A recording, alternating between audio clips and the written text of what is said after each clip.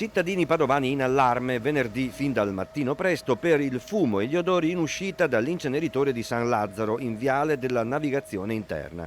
Un incendio si è sviluppato nella fossa di combustione della linea 3 del rifiuto secco. Noi siamo preoccupati al massimo perché l'autocombustione sappiamo che è un incenerimento.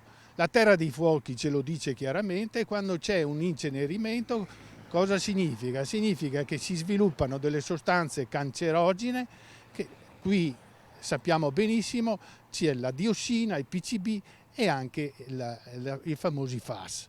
Perciò noi dobbiamo, l'unica soluzione è quella di eliminare più possibile il rifiuto. Questo episodio, rincara in una nota il comitato, mostra ancora una volta l'inefficienza del sistema di raccolta e gestione dei rifiuti a Padova, dove la stessa azienda controlla sia la raccolta che l'incenerimento, in palese conflitto di interessi.